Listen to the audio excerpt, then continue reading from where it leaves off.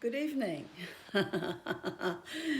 I'm making this video because social media sucks. Why does it suck? Well, today has been a day. Today I woke up to the news that there was going to be a 3-day lockdown in Brisbane. Okay, fair enough. There are disease-ridden, infested people running amok, and the government must put us back in our box before we all get the pox.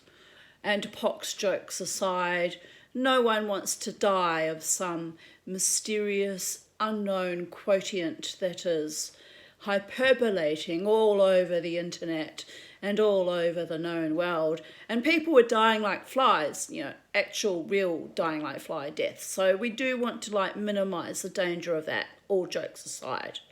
However, 3-day lockdowns send humanity in Brisbania. It's like living in hell, people. I don't even know why I'm still in the city after 32 years, but there's really nowhere else for me to live since this is like a global pandemic and has affected the psyches of everyone to the point where everyone has lost their bottle and are completely insane. Now, why do I say this? I knew we were going to be put into lockdown. I knew it as soon as there were a few more cases. There's three cases. That was enough to put us into lockdown. But I could smell it on the wind, the farting of the deflective and the incoherent. So anyway, today I slept in. I was rather tired. And I got up to the news of the 3-day lockdown and I thought, oh fuck. That means there'll be hardly any food on the shelves, and I had my normal grocery shop to do today, because people need to eat, even me, warrior goddess that I am. And I thought about not going, but I'd run out of milk and toilet paper. I'd run out of cat litter, and I'd run out of, various other basics like vegetables and, ordinary, boring, unexciting fripperies that we kind of need to live.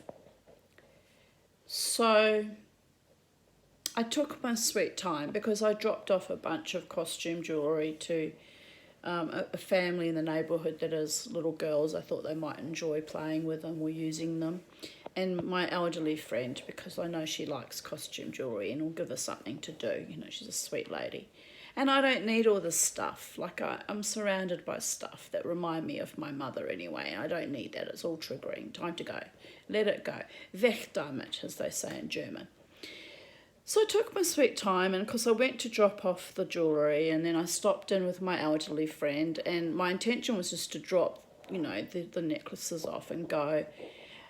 But in the process of delivering them to her, they got all tangled. So I spent about an hour with her detangling the necklaces and laying them out on her little tray beside her, and we chatted. And, that was lovely. I really enjoyed that.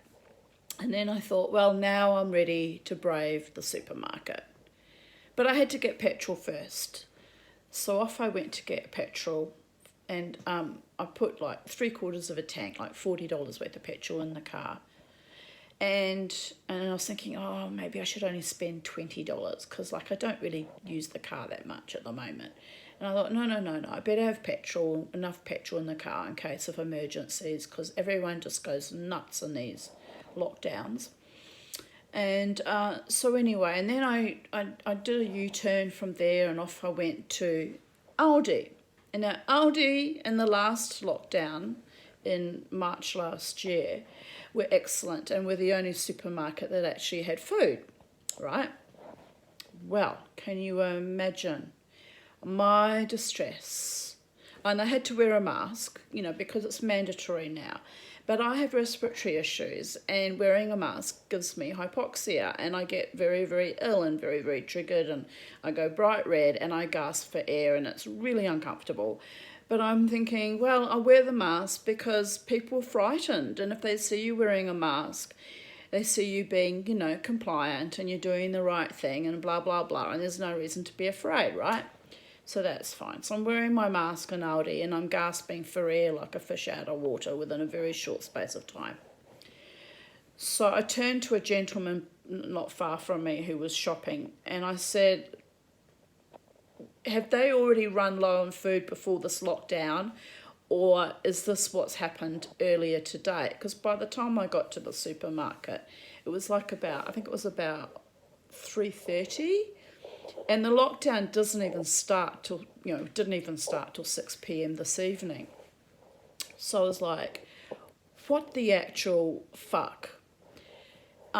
There were no cheap cuts of meat. There was only, I had to buy like really expensive like sliced chicken pieces, and then it was like only like 800 grams. It's only enough really for one meal or 2 meals for me, because I must admit I do have a healthy Viking appetite. And so I was annoyed about that, and it just continued to annoy me. And by the time I got to the aisle where the cat litter was, and discovered that there was only very expensive cat litter left, and that the other stuff that I prefer to buy, the bentonite, had all sold out, I was fit to be tied. I was a bit livid. But, it's not the staff members' fault or the supermarket's fault per se. It's our population. It's our current paradigm. It's the zombie apocalypse, right? They hear of a 3-day lockdown, and I almost understood it when they stockpiled toilet paper. Because it was inappropriate and completely wrong, actually, what they did last time. It was nuts. But on the other hand, I had a stepfather, de facto stepfather, who was Dutch, who went through a concentration camp, who proceeded during my childhood, because I remember it vividly, he stockpiled toilet paper throughout. I think I was a teenager when he was stockpiling the toilet paper. I was about 14, because I remember asking him, I said, dude, what's with all the toilet paper? And he was like, well, I went through, Middle Baldora, and he says, I'm never going to wipe my ass with sticks and leaves again. Which even then, it's not the end of the world, but, crikey. But anyway, I just rolled my eyes and sort of thought, fair enough. But, he had a legitimate excuse to have this toilet paper stockpiling thing as kind of like a trauma response, because he actually went through a serious, apart from the fact that he was a raging fucking pedophile and ruined my life, he actually went through serious trauma, right? Because he'd gone through 18 months of surviving Middle Baldora with, he came out like skeletal, had gone without toilet paper for that whole time, had been beaten, and one can only imagine what else happened to him by the Nazi guards and officers in that camp, because as it was pointed out to me, only the very handsome men survived. Read between the lines. So even if they were all molested and raped by the Nazi guards, which was inferred to me, not outwardly, openly claimed, but inferred by another survivor that was in the same camp as him. Even if that were the case, and they were all horrifically raped and degraded and sodomized, and God only knows what other tortures, we know what other tortures, the starvation, the beatings, the psychological torture, but even that, right, does not excuse him becoming a predator and predating upon my personage as a child. So, all right, we have that. I can forgive certain things because I can understand certain things that, starving constantly makes you want to stockpile food, makes you want to always have enough food. Going without toilet paper and in privation and humiliating circumstances, being beaten and starved and very likely raped, makes you want to stockpile toilet paper. But, in Brisbane, Australia, in 2021 and not 2020 last year, there was no need to stockpile toilet paper. You know, we weren't locked up in concentration camps being whipped and beaten and cowed by the enemy. Although our enemy is an invisible force, when you think about it, it's a little frickin' virus that no one's ever heard before, or so they say. You know, it's a fear of death. We're all being made to fear death constantly as a constant reminder. Guess what? We're all going to die eventually anyway, just not today. Like, fuck's sake. I'm so sick of the bullshit. So there is that. But so I get to the Aldi, as I was saying, and there was toilet paper, believe it or not. There was toilet paper. But I'm not an arsehole, so I bought one packet, as I normally buy, because I made myself a promise when people were going mad last year that I was not going to become like the sheep. I was not going to stockpile. I was not going to act like it's, you know, I was not going to become a greedy, selfish, pathetic human being. You know, this society will not turn me into them, that zombie apocalypse out there.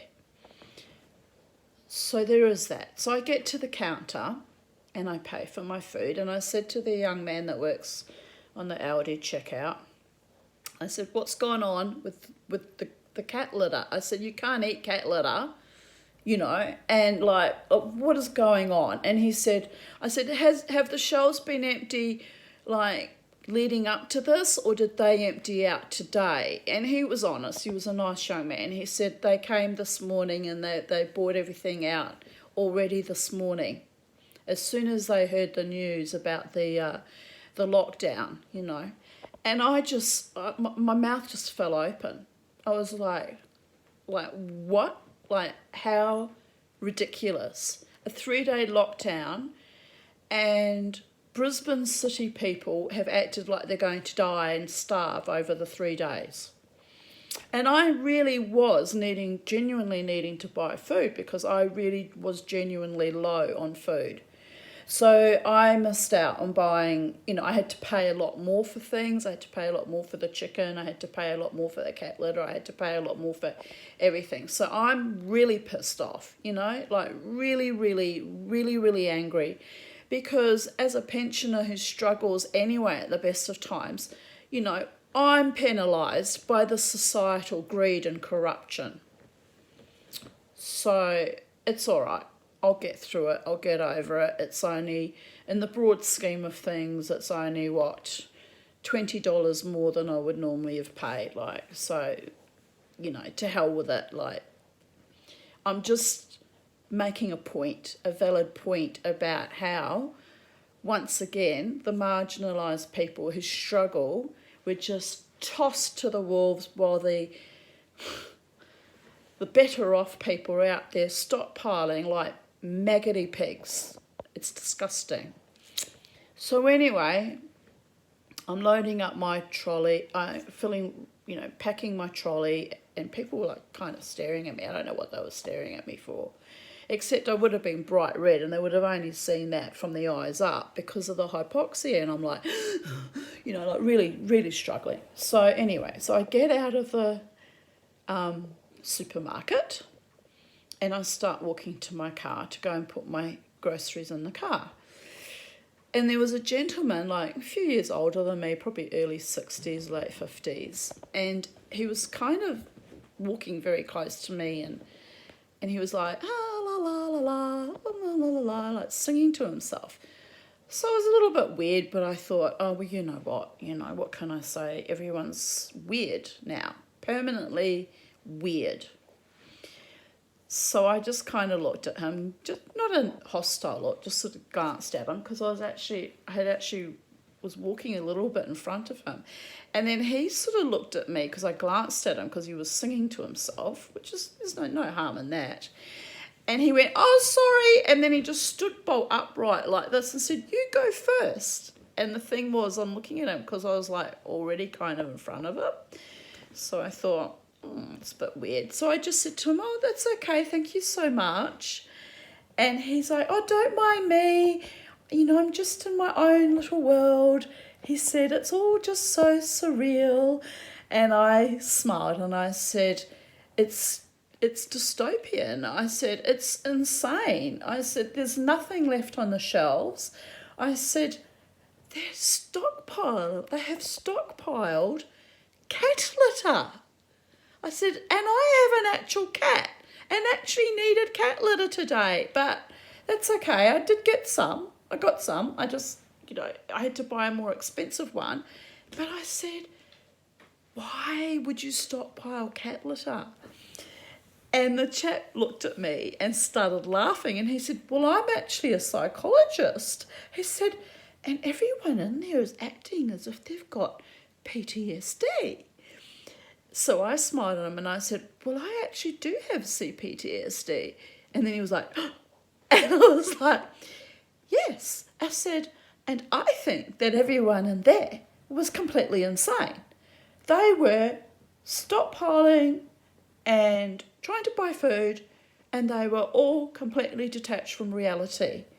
I said, over a 3-day lockdown. So he looked at me and we both burst out laughing. And he said, yes, that's what I thought too. Anyway, so he went off to his vehicle and I went off to load my car up. Because he said, oh, I only went in to buy pyjamas, right?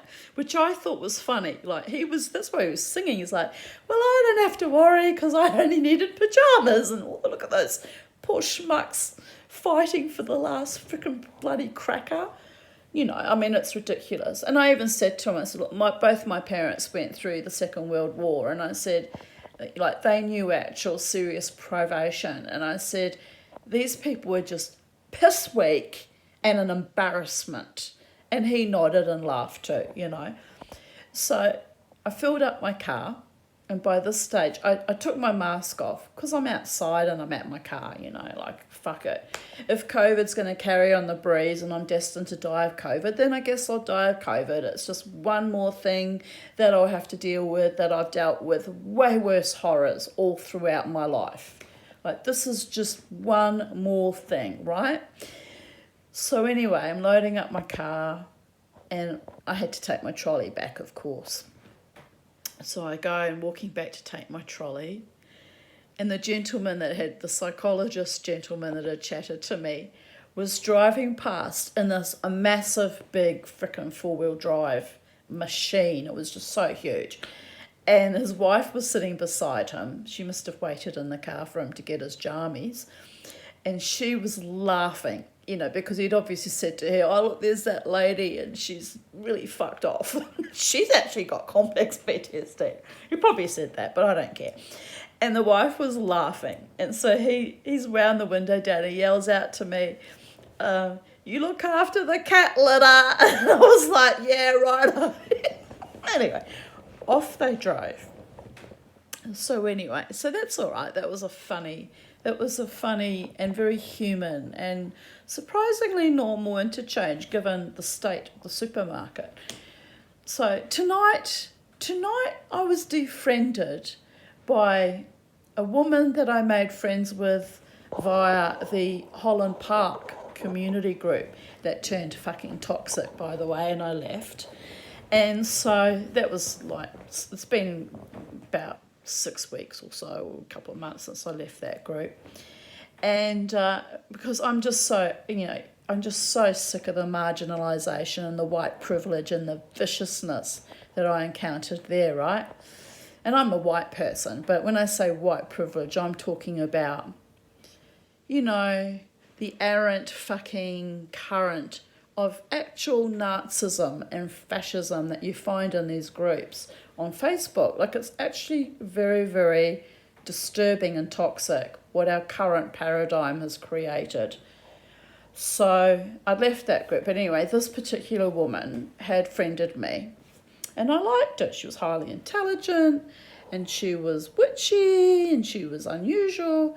But we fell into disagreement in recent times a couple of times over this COVID thing. And, you know, absolute truth remains absolute truth no matter what viewpoint you have. The truth is still the truth, right? So she posted this meme tonight. I won't name names because I'm not out to bag her out per se. I'm just saying how insane this whole thing is. She posted a meme tonight of Bob Catter strolling past a supermarket queue with everyone masked, and apparently he'd bragged about he refuses to wear a mask, and he refuses to have the lockdown, and he refuses to social distance. So I replied, I said, well, you know, I found it discriminatory, her complaining about him not wearing a mask. He is a dickhead. Like, I don't like the man. But I said, as much as I hate the man, I said, the reality is some of us get ill from wearing a mask, right? I said, I was hypoxic in a very short space of time. Look, I'm actually still quite red and blotchy from it. And that was, I only had it on for about, the half hour that I was in the supermarket. So anyway, I said to her, it's discriminatory to go on about mask wearing. I said, some of us get ill from wearing the mask. Like, I get it. Like, I wore my mask inside the supermarket out of respect for other people's phobias and horrors and fears. I said, but as soon as I left, I took it off because it was making me feel ill. So she defriended me, right? This is a woman that bragged and rushed out to get a COVID vaccine. And look, I get it. People think if they get their COVID vaccine, it'll save them from dying of COVID. And I get it. Like, eventually I'll probably submit to getting my COVID vaccine, as much as I don't approve of it. I think it's forced on us. I think mainly it's a load of bullshit. But it's that or die, and what choice do you have? It's that or you can't get your toilet paper in the supermarket. It's that or you can't travel throughout the world. It's that or we see chip away at our few freedoms that we think we have ever had, when really we have never been free. But, you know, I get it. Like, no one wants to die. And so this government, this global pandemic, this society has found a convenient little niche to make millions of people terrorised and terrified of their everyday existence with the threat of plague. Here's the problem, though, that I have with it, right? We've had so many plagues. There's a plague every few fucking years. It was only a few years ago that we had H1N1, swine flu and then bird flu. I technically should have died of that because my friend, who was a forensic psych nurse, who knew better, was coughing her fucking swine flu germs right into my face when I did her a solid and picked her up from the fucking hospital and brought her home here, and she was so macked out on the tramadol that she had a bad reaction to, that I then had to turn around after calling 13 Health and say my friend's tripping out on tramadol, drive her back to the hospital because she needed to be flushed out on fluids for 24 hours because she had a reaction to the tramadol. Meanwhile, took her mask off in the internal vicinity of my vehicle, knowing that I have very bad respiratory problems at the best of times, and was breathing all her swine flu into her face. How I didn't get it, I don't know. It is a miracle, a complete miracle. And then also in recent years, you know, I think 3 or 4 years ago, there was the Ebola outbreak in Africa. You know, like, we're animals. We're human beings, but we're animals, and we are subjected to the most ridiculous bacterial, viral calamities that Mother Nature can throw at us. And these plagues just keep on coming. Why are they coming? We've destroyed our ecosystem. We've destroyed our planet. And look, honestly, I'm starting to wonder about whether this is all really part of an Agenda 21 after all, because I'm starting to wonder, and this is going to sound really crazy and paranoid, I try to hold it together, people, if they're putting something in our drinking water, because I've had the most horrendous diarrhea again for several weeks. And my elderly friend who's 91 has also had the most horrendous diarrhea.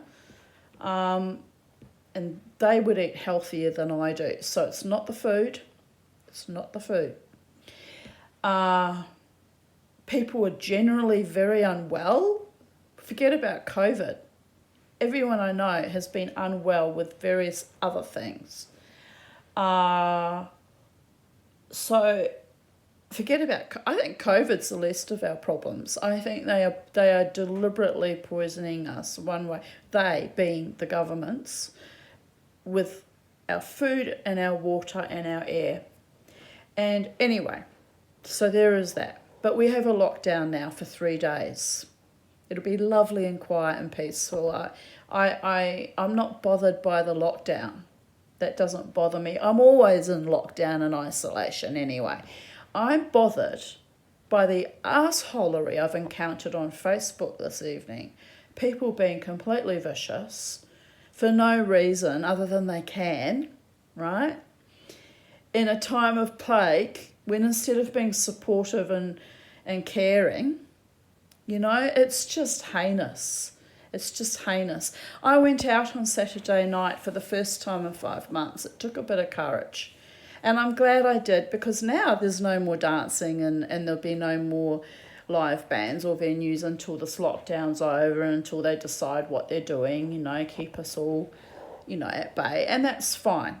I went out on Saturday night and I did meet a group of lovely young women who kept trying to touch me. And I was like, please don't touch me.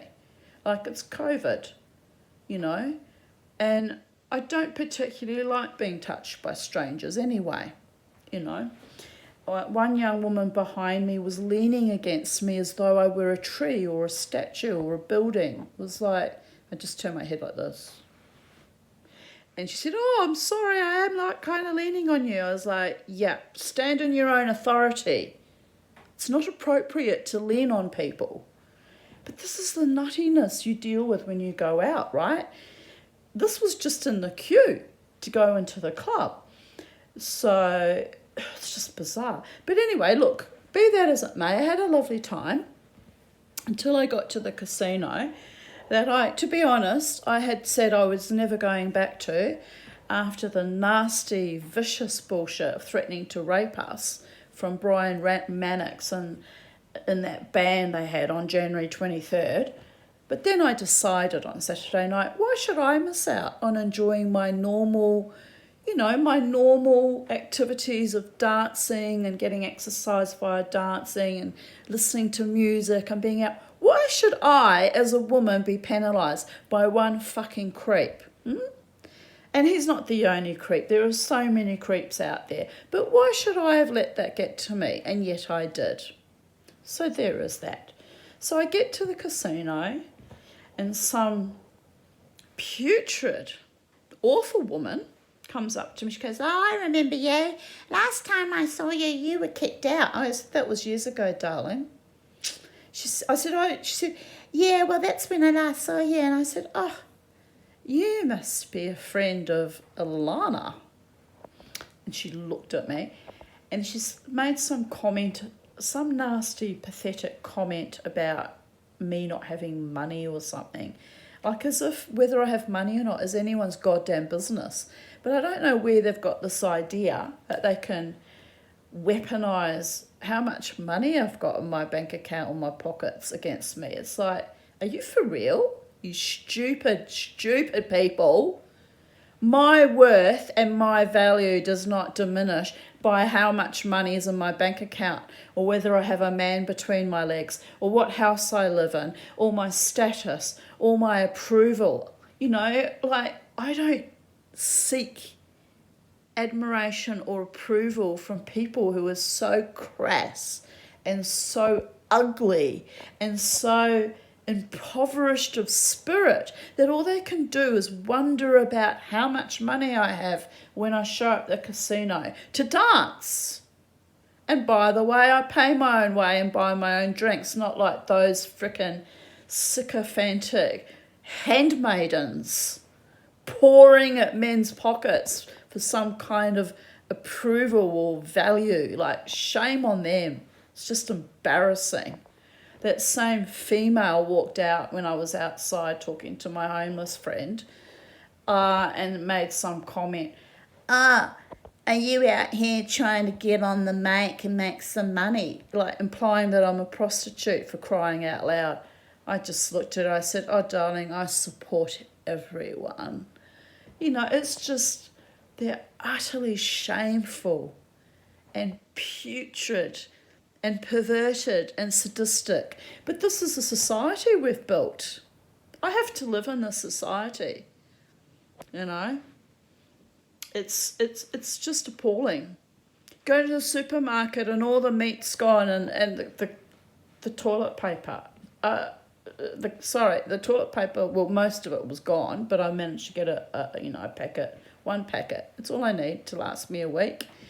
But the cat litter was gone. I was like, are you freaking serious?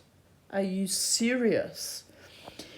So yes, I'm having a little rant, people, because it alarms me greatly that this is our paradigm, that we have allowed this to happen, that we are subjecting ourselves to it, that we are compliant in it, and that a woman that, you know, I thought was quite a nice woman, defriended me for standing up for myself and my own authority, not leaning on her or anyone else and saying it is discriminatory to make people wear a mask if they have breathing issues. And you know what? She came back at me. I was teaching all week and I had to wear a mask, which I know is a blatant lie because she's on an invalid pension like me because she has a bad heart. Trust me, she was not teaching all week wearing a mask.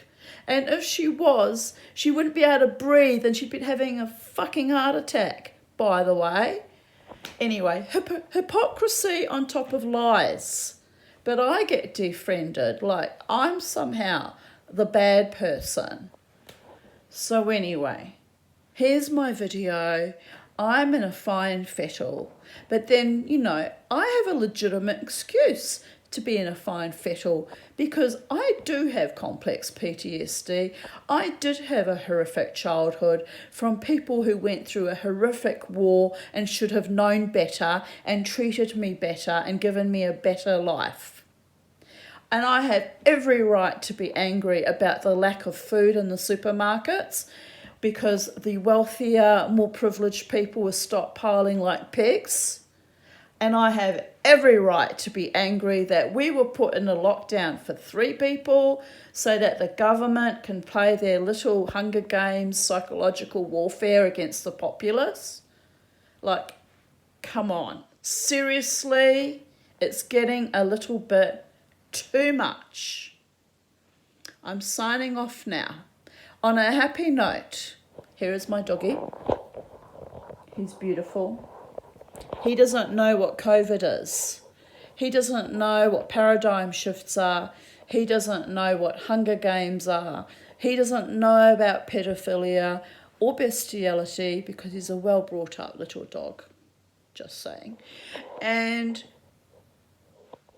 he's just happy to be with his mummy and enjoy my company. And if that's all I've got left in this world, apart from my cat and my bird, then I'm okay with that. Because human beings suck. Social media sucks. And this generation needs to put on their big boy pants and their big girl pants and start standing up for their own authority and stop falling apart like children every time something goes wrong, because it's ridiculous. Even the psychologist was laughing and said, all I wanted was a pair of pajamas. Like, come on, seriously. Goodbye for now. Have a beautiful day. Have a beautiful week. Have a beautiful lockdown. Have a beautiful next 10 years or 20 years or however long this bullshit is going to be allowed to continue.